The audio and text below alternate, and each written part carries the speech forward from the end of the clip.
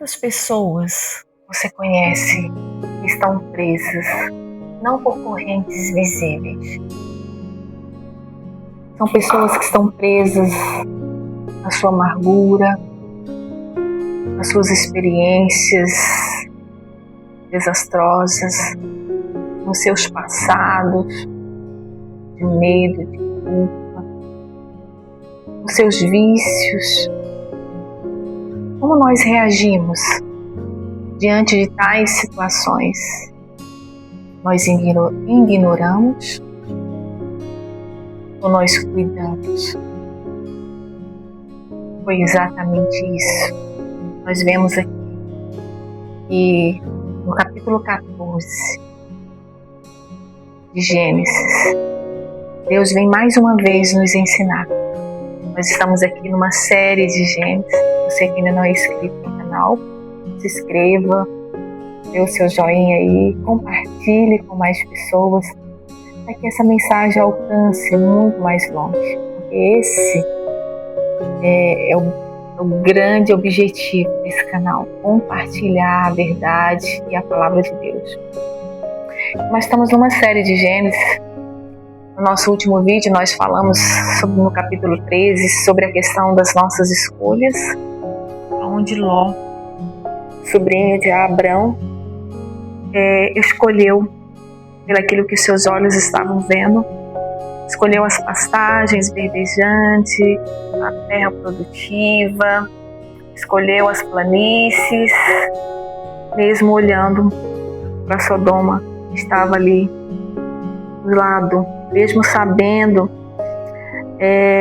a história daquele povo, a perversidade daquele povo, mas Ló escolheu, ele fez escolhas. E nesse capítulo 14 de Gênesis, Deus vai tratar conosco dois pontos muito importantes. É uma guerra de reis. Depois dessa separação, há uma guerra entre os reis. Nós vemos aqui a partir do versículo 8 que diz: então saiu o rei de Sodoma, o rei de Gomorra, o rei de Adma, o rei de Zebulon, o rei de Zeboim e o rei de Beta, e eles guerrearam entre si, 4 reis contra 5 reis. E no desvendar dessa caminhada, a gente vê aqui que o vale toda, e tomaram toda a fazenda de Sodoma e de Gomorra, e todos os seus mantimentos, e foram-se. Ló, com certeza, Ló também estava dentro desse pacote. E um dos que estavam ali escaparam e foram correndo ao encontro de Abrão a testificar para ele sobre o ocorrido. E quando eu coloquei aqui no início que são 2 pontos, porque um dos primeiros pontos que me chamou muita atenção nesse capítulo 14 é o coração de Abraão, um coração que se importa. É isso. Abraão tinha um coração que se importa. Abraão poderia ter pensado, Ló escolheu o seu caminho, Ló decidiu estar perto de Sodoma, então ele que arque com as consequências das suas escolhas. Mas não foi isso. Abraão, ele tem esse coração que, ao invés de apontar, ele tem esse coração que resgata. E ele se importa, sim, com o que está acontecendo com seu sobrinho Ló. Então, Abraão, ele não tem esse coração de julgamento, mas ele tem esse coração de resgate. E eu faço uma pergunta: quantas pessoas estão à nossa volta que hoje vivem prisões semelhantes a essas, estão presos no seu medo, na sua ansiedade, estão presos nos seus vícios, estão presos nos seus pecados escondidos e expostos, estão presos num passado de mentira, estão presos num passado de acusação, estão presos em relacionamentos destruídos. E o que nós fazemos? Nós ignoramos ou nós resgatamos? Essa é a pergunta que fica para nós hoje, baseada nesse texto aqui. Muitas pessoas escolhem não se envolver, escolhem fechar os olhos para essa circunstância. Mas hoje Deus, através da sua palavra, Ele nos levanta. Ele nos pede para levantar e irmos ao encontro daqueles que necessitam e estendermos a nossa mão para o resgate daquelas pessoas, sem julgamento. Nós não vemos Abraão apontando o dedo. Bem feito, você escolheu, eu te avisei, não. Mas o outro ponto é exatamente esse. É esse coração de Abraão, um coração que acolhe, um coração que resgata e um coração que leva Deus para tudo que Ele vai fazer. Esse é o segundo ponto. Não é sobre a estratégia, não é sobre a quantidade de pessoas, mas é sobre Deus, sobre Deus. Vejamos aqui, finalizando o versículo 14. Ouvindo, pois, Abraão que o seu irmão estava preso, que era assim como ele se retratava a seu sobrinho Ló, ele armou os seus criados, nascidos em casa, 318 homens, e perseguiu. E é exatamente isso, você não ouviu errado. Abraão levantou-se com um exército, mas com 300 homens nascidos ali. E perseguiram um exército, perseguiram reis, perseguiram homens que estavam preparados, armados, homens treinados, homens que combateram entre si, entre reis, e alguns perderam, outros ganharam, e é para essas pessoas, e é em rumo a essas pessoas que Abraão se levanta. Esse é o ponto que eu quero destacar aqui. Não é sobre quantidade, não é sobre o que eu tenho, não é sobre o tamanho do exército, não é sobre o tamanho da dificuldade, não é sobre o tamanho do diagnóstico, não é sobre o tamanho da minha luta, é sobre quem me acompanha, é sobre quem vai comigo, é sobre em quem a minha fé está alicerçada. E é exatamente isso. Abraão, ele se dividiu contra eles de noite, ele e os seus criados. E no versículo 16 diz: e tornou a trazer toda a fazenda, e tornou a trazer também a Ló, seu irmão, e a sua fazenda, e também as mulheres do povo. Abraão ganhou essa luta, porque Abraão, ele não esperou o momento em que ele tivesse totalmente equipado. Abraão, ele não esperou o recurso. Abraão, ele não esperou que seu exército se preparasse. No versículo 14 diz que ele foi. Não é? Nós precisamos pegar essa chave para as nossas vidas e trazer ela para os nossos dias. Se ainda estamos parados diante das batalhas, nós precisamos entender que Deus está nos ensinando. Abraão venceu com 318 homens.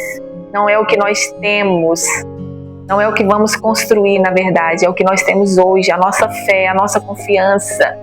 Essa vitória aqui não foi sobre a quantidade, não foi sobre o tamanho do exército, mas foi sobre o tamanho do Deus vivo e verdadeiro que Abraão do qual Abraão se permitia ser guiado. Quando Deus está presente, amado, eu preciso te dizer, até as coisas improváveis elas se tornam possíveis. Talvez hoje você está diante de um diagnóstico. Talvez hoje você está diante de uma dificuldade, de um improvável, esperando as coisas melhorarem, esperando o quê? Olha o que Abraão fez, ele se levantou e ele foi. Deus está nos chamando para esse momento agora. Abraão, ele não venceu porque ele tinha mais. Não é sobre isso. Abraão venceu porque ele tinha o maior, Deus, na sua vida. E se Deus é na nossa vida, Ele é suficiente. Preciso te dizer, se Deus é na nossa vida, Ele é suficiente. Então, levante-se. Não olhe para o tamanho do exército, não olhe para o tamanho da batalha, não olhe para o tamanho da circunstância. Deus está contigo? Deus é contigo? Ele é suficiente. Ele é suficiente. Então fica aqui para nós essas duas grandes chaves. A chave é essa. Tenha um coração que resgate.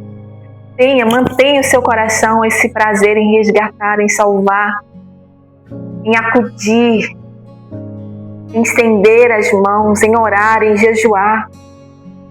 Confie no Senhor, Ele é suficiente.